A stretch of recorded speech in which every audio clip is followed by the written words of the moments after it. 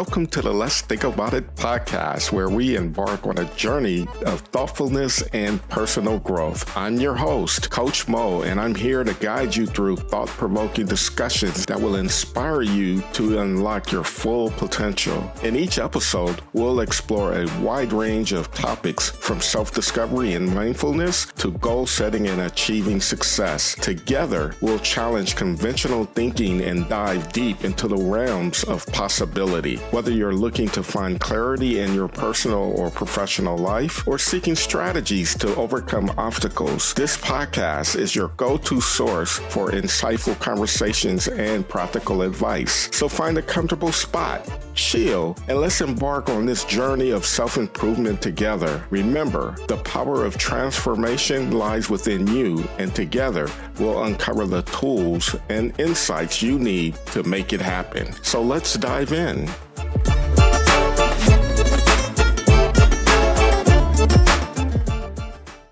Welcome to another episode of the Let's Think About It podcast. I'm your host, Coach Mo, and I'm here with another amazing guest, and her name is Daphne Valcin. Daphne, my sister. Here. How are you? Man, I'm awesome. I'm here in Sacramento.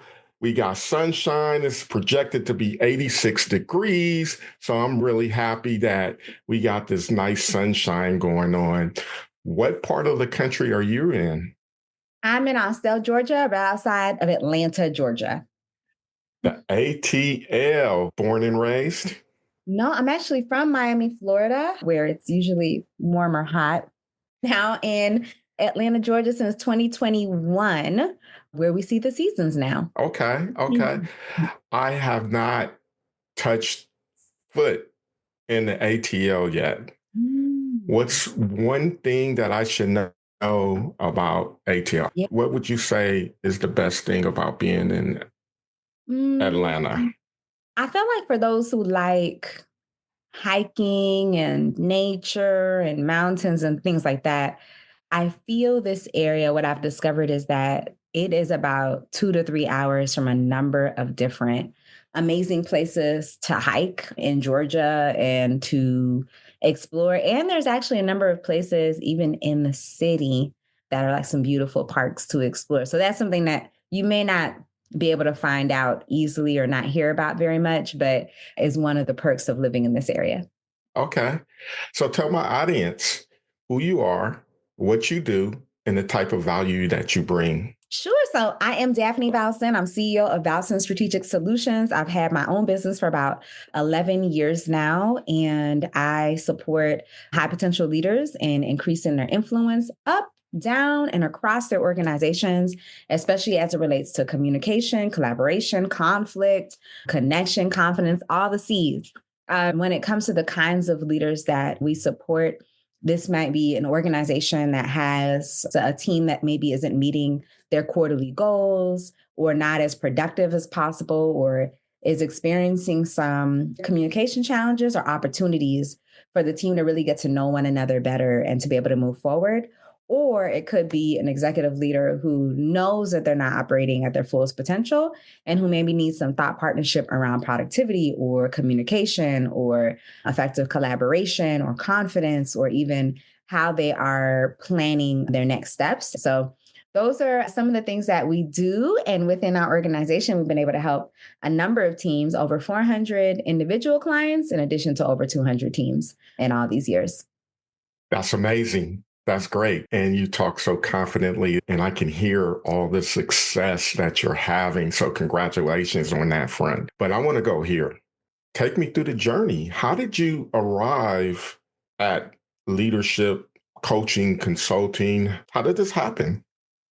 Sure. My undergraduate degree is in public relations, and my master's degree is actually in education. Much of my experience has been around project management, around managing programs and creating programs, in community mobilization. Much of my experience has to do with the idea of being able to tap into the potential of people and their ideas. The Okay. education side allows me to deliver in ways that are engaging Okay. and really understand how people learn when it comes to training or coaching, like how to make sure that I'm checking for understanding with whatever it is that I'm delivering or holding people accountable to do. And then the public relations side is understanding that people need to have a vision. They need to have values that are moving forward. Those values need to be apparent in their online brand, in their in person brand, and how they're communicating with one another, and knowing the psychology of how people work and what helps them to all feel valued and validated and interested in whatever is happening. So basically, when I was doing my thing, I was a single woman and on my way to get my MBA, took my GMAT 3 times until I got the score I wanted. And I did get that score. I was so happy. And at the same time, fell in love during those months of working through all the things you need to do when you want to get an MBA. So the networking, the taking a Kaplan class, all kinds of things I was doing. So I realized in falling in love with my husband that I didn't think it was going to be a good idea to get an MBA my first year of marriage. I actually got accepted into, I always forget this part of the story. I still applied to an MBA program. I applied to a local program to where my husband was in Florida, got accepted and decided not to go. But I wanted to initially get my MBA, work for Deloitte Consulting as a consultant working in human capital was my dream. And so instead, I decided to become an entrepreneur. That is actually what sparked me starting my business. And then I had to realize what the through line was that tapping into the potential of people and their ideas for how I was going to put together the things that I had done in the past in a way that could grow with my family. So entrepreneurship actually came out of my falling in love with my husband and realizing that I wanted to do something that was more flexible just in case we someday started a family. Now we have 2 children, a 6-year-old and actually a 7-year-old. She turned 7 yesterday, and a 9-year-old. And this business has grown and evolved with my family too. Okay. So take me back to that point when you made that decision, right? To explore entrepreneurship. What was the inner critic? Were there limiting beliefs that were coming up for you during that time of stepping into this new world of entrepreneurship? And how did you address it? How did you approach it? Take me through that framework. So, what is interesting is I think that when I initially started, I felt like the way my mind was set up back then was I could do anything. Okay. That I could create. But there was some critics. So I'm gonna tell you where they came in. I could do anything if I can figure out a plan and make it, and then I could make it happen. What I did was I talked to a whole bunch of coaches before I definitely made the decision and asked them about their businesses. Were they successful? Some said they were really not successful at all. Some said they were really successful. A man that I talked to who was supposed to be giving me business advice said, "This is a horrible idea. You shouldn't do it. You're not going to make any money. I understand you want to do it, but you're not going to be successful. So don't do it." Which I understood where he was coming from. And when I started, so I realized through assessments later in life, I'm a high follow through on a Kobe assessment, which means you could tell me something general and I will create a plan and implement it. So I'm not the kind of person who, as an employee, would have been like, you need to give me all the steps. Just tell me what you need me to do. Just tell me like the big picture, and I'm going to create a whole thing to make it happen. I'm also on the Clifton Strengths an activator. I didn't even realize that. A woman who I was talking to was like, "You must be an activator." I was like, "I don't remember my Clifton Strengths." And I was like, "Yes, I am." Clifton Strengths Finders. I'm gonna make something happen. Is the style of the spirit of who I am. But in the beginning, where I started to feel some critics or some limiting beliefs was that first week. So I left my job Friday, June 20th, and had my website up, EIN, bank account. Within like a few days, got all that stuff together and pitched for clients. Basically wrote a social media post about how I was becoming a coach, just opened my business that day. That got me a little nervous. So then 3 days later, I did another post. This post was different. I asked for help. I'm like, "Hey, I ain't starting my business. Need some hours. I mean, as many hours as I can get towards certification," which is true. Actually, I have the highest certification now of coaches, a master's certified, and you can't apply until you get to a certain place. So I got from that post about helping me get my hours, book a consultation, tell family and friends. I think it was somewhere between 20 and 30 consultations that day, people booked. So that made me feel much better. But that was Wow. an idea of me like problem solving. What went wrong? What do I need to shift? How do I do this differently? Let me post again. And then it worked. But then it was really I was nervous about, I'm going to ask people for money, and I don't want to ask people for money, even though I'm an entrepreneur. I don't want to take their money from them. I was Right. like, I don't want to charge people any more than like $40 for a session. I charge less than that when I first started out because I'm like, that is a lot of money for one Yeah. session with the coach. So I don't want to charge all that money. And then there was other things like, what happens if somebody doesn't book a session when they said they were going to book it, or they don't show up? I don't want to bother them. In my discovery sessions, I didn't realize it, but I didn't really want to close the sale. I just wanted to be a blessing to people. So people were getting blessed in those sessions, and over half of them said they wanted to work with me, but only one of them signed up with me. So this is, let's say, over 12 people or something they said yes. I didn't send them their information for 2 weeks because they were like, well, send me the information. And I'm like, oh, okay.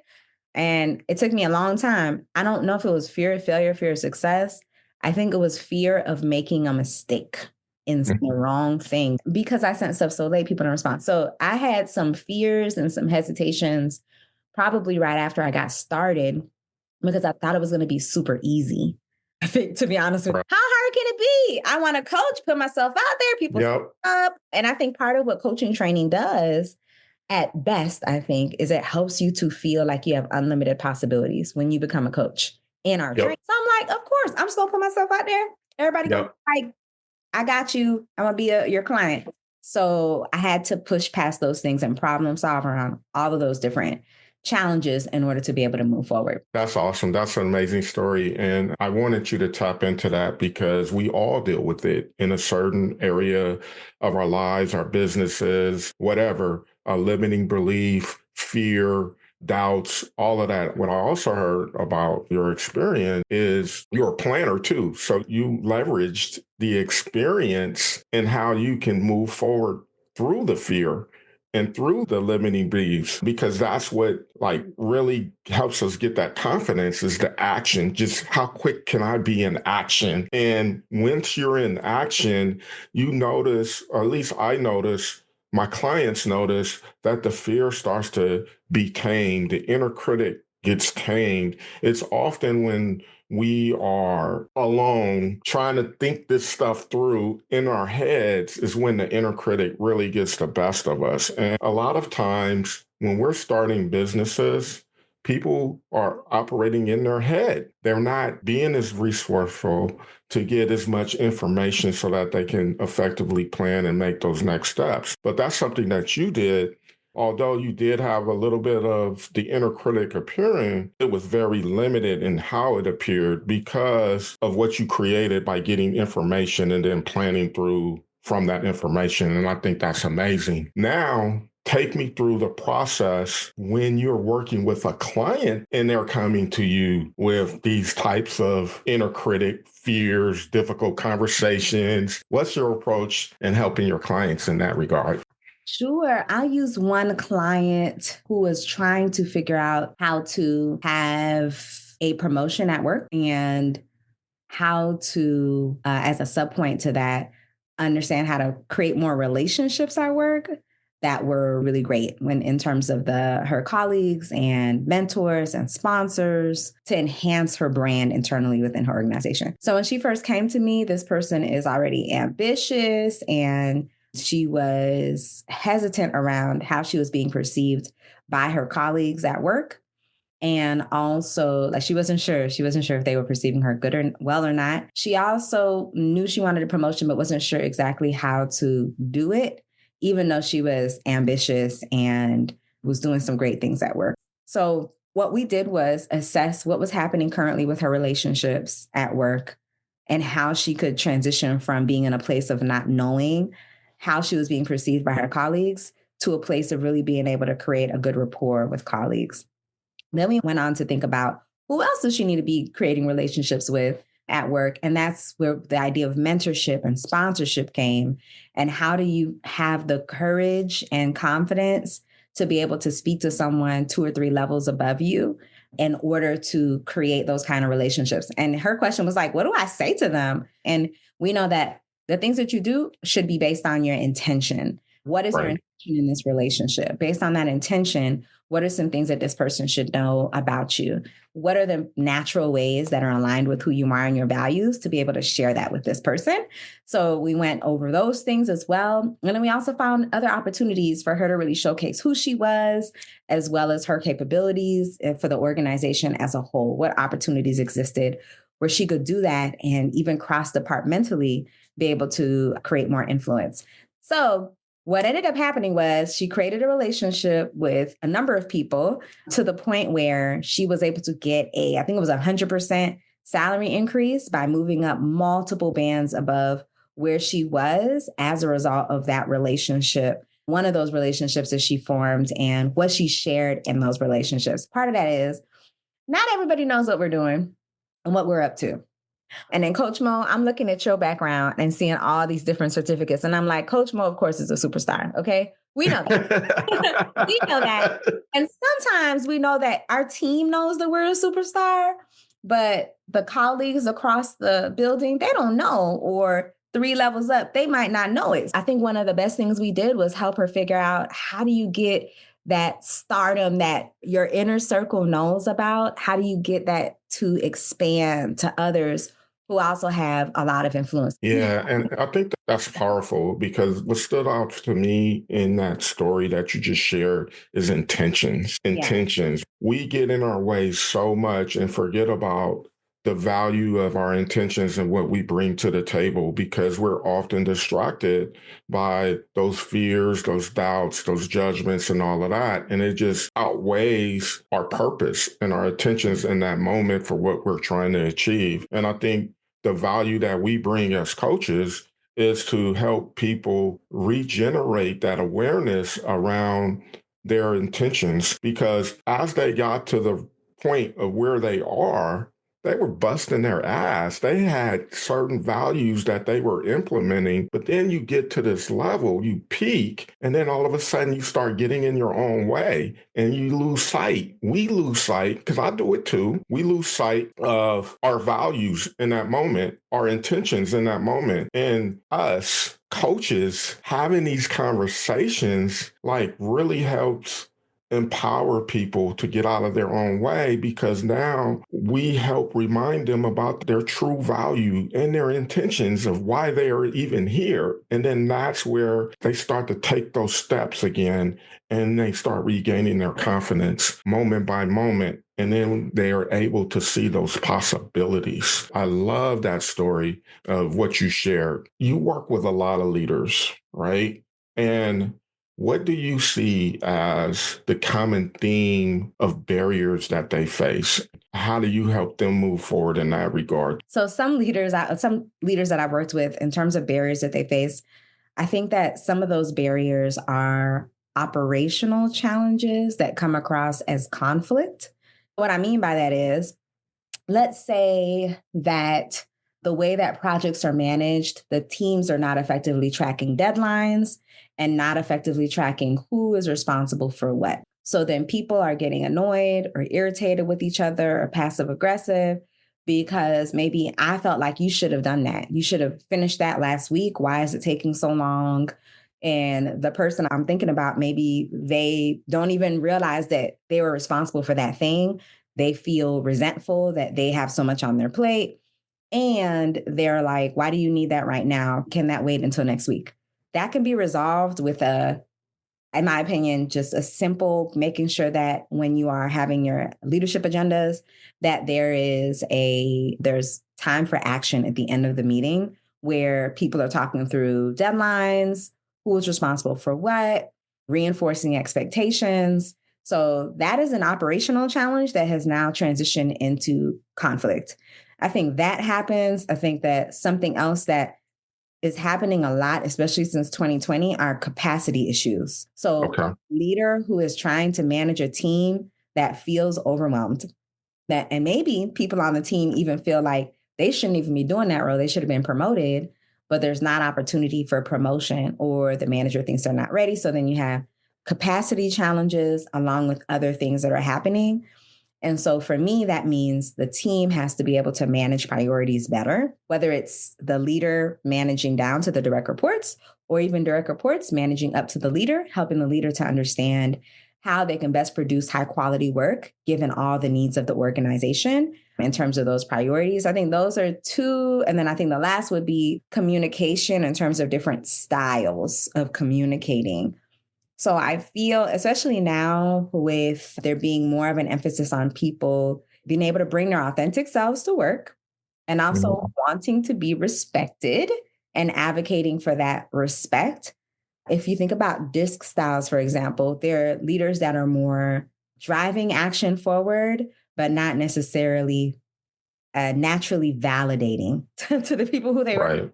They're more in the camp of, why would I say thank you for you doing what you're supposed to do? Then you have other people who are working with those leaders who maybe want to be validated or want more collaboration. Or I hear a lot from clients at every level of leadership who say, why are my leaders just telling me what to do instead of bringing me into the process? Different personality styles at work, some who maybe are less collaborative, some who are more, some who like validation, some who don't mind not having it, some who like incentives, others who feel like incentives are unnecessary, right? Some who like to talk through what's happening, and others who are like, we don't need to talk about it, just get it done. So I think understanding that there's different personality styles and approaches to work, and then addressing that, learning it, and everybody finding ways to work with everyone else is a key to being able to work effectively. Yeah, I agree. And what are your thoughts around emotional intelligence or psychological safety where in leadership at this point? Because we have leaders who came up the ranks and they've been influenced a certain way by their previous leaders. That influence from their previous leaders or previous boss, supervisors, whoever had that influence, they wasn't a high EQ person, or they wasn't, let's stay on that track. They wasn't a high EQ person, right? So now you're the leader, you're running a team, right? So you typically may not carry those same traits because you're following suit through your mentor. And now they're having engagement issues, capacity issues because of that communication gap that exists because they're not taking the time to get to know their team, engage, ask powerful questions, all of those different things. The question that I'm trying to get to is how important is EQ for authentic leadership through your experience in working and coaching C-suite executives across the board? I think EQ is extremely important. And I think that part of the education that is helpful to happen with all leaders is not just helping them to understand like what EQ is and how to do it, but what you just said is, why is it important? How does it impact the bottom line? How does it influence my ability to be seen a certain way where I can be promoted, right? Even if that promotion is to CEO from another C-suite role or from a director role to another C-suite role. I think that leaders need to understand the ROI for EQ if they don't already understand it. Because if they're not bought into it, even if they're attending trainings or reading books about it, they won't apply it practically. And I think that part of that, the challenge of being able to apply it, usually in my experience, comes from not only the influence of the leaders that they've had before them, which I think is a big deal. And I've seen as a leader, the influence of how people want me to lead, who are my managers. But the other piece of it is even going back to that person's upbringing. Like, what were their parents like? What was their perspective of authority when they were growing up? Was it that an authority is an authority, a boss is a boss? If your boss tells you something, that's what you need to do. Or was it that an authority figure is someone who you should be able to push back to anytime, or as an authority figure, it's my job to be a safe space for the people who are working for me? Or I find joy in having a safe space, a psychologically safe, connected space, or maybe not. So I think that that requires some rewiring for someone who's absolutely like 0% bought into EQ, or maybe 50% bought in, to be fully bought into the idea of the ROI. And I think one of the ways that we could do that with leaders is to help them to see examples of leaders who have bought into EQ and who are extremely successful, because then there's data points, right? Are these the fastest growing organizations, best places to work? How is their retention? What is their annual revenue? What are their stakeholders saying? What are their investors saying? How's their stock doing? But I think if we can point even to that, I think that can be one way to help people to be more bought in. That's great. Tell us a little bit more about the services that you provide through your agency.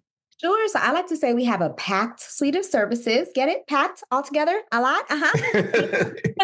But the acronym is PACT, right? We have program development that we do. That's the P. So right now, for example, one of my contracts is with an organization where I've developed a program for their leaders that focuses on communication, collaboration, resilience, being a leader who can manage conflict very well. So all those things. That is the program development piece of it. The A is assessments. I'm certified in a number of assessments, including EQI 2.0, energy leadership, DISC, Korn Ferry Leadership Architect, et cetera. And so I use those assessments with clients, but I could also facilitate a number of people within a department taking those assessments in order for teams to be able to understand personality styles as well.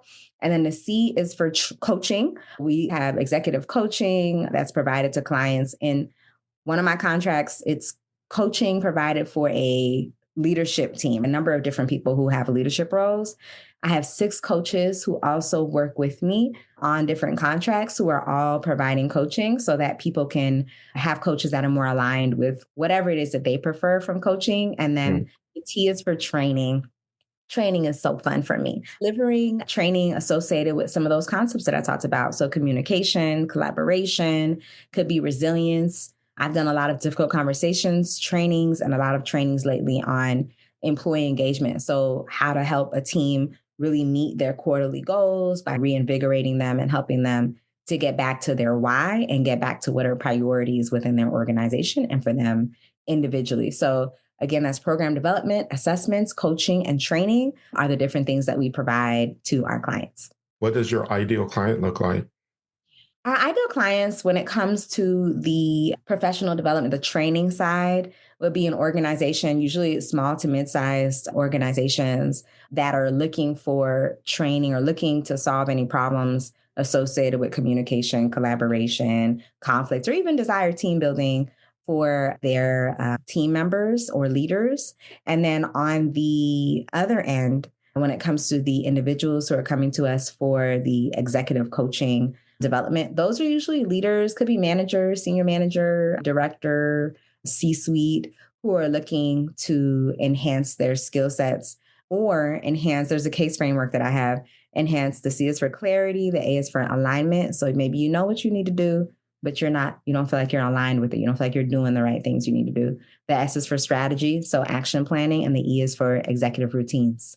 So what are you doing on a daily basis that align with who you are as a leader? So usually it's senior leaders who are looking for one of those pieces of that case framework when it comes to the individuals. And how can my audience find you? You can find me on LinkedIn through my name, Daphne Valcin. You can find me on Instagram if you'd also like to see pictures of my family. Or you can find me at my website, which is www.valcinstrategicsolutions.com. But you can also, if you look up daphnevalcin.com, it'll take you to my website as well. And lastly, final thoughts you would like to leave us with. Every organization has the ability to change into more of what it is that they want to be. That's even if your organization is doing well, but you know that it could be greater. If you're having conflict, if you have a number of people you don't feel are operating at their best, people always have the potential to change, evolve, and grow. Organizations have the ability to change, evolve, and grow. And I think that people need to know that. They need to believe that. They need to feel that, especially in times of uncertainty within organizations, that there's always the opportunity to shift, change, and grow. And that also applies to individuals. You have the ability to shift, change, and grow in a way that you desire. And I know Coach Mo believes the same. I think that's a coach thing. We believe in the potential of people. We have hope, but those are some things that I wanted to share just as some final thoughts. There it is. I am so privileged to have you today, dropping the wisdom, dropping the nuggets, and getting to know you and my audience getting to know you. So thank you. Thank you for sharing today. I appreciate you. Thank you so much. Take care. Take care. Thank you for joining me in this episode of Let's Think About It. Your time and attention are greatly appreciated. If you found value in today's discussion, I encourage you to subscribe on your favorite podcast platform. Remember, the journey of self-improvement is ongoing, and I'm here to support you every step of the way. Connect with me on social media for updates and insights. You can find me on Instagram and Facebook at Coach Mo Coaching or LinkedIn at Maurice Mabry. Or visit my website at mauricemabry.com for exclusive content. Until next time, keep reflecting, keep growing, and most importantly, keep believing in yourself. Remember, the most effective way to do it is to do it.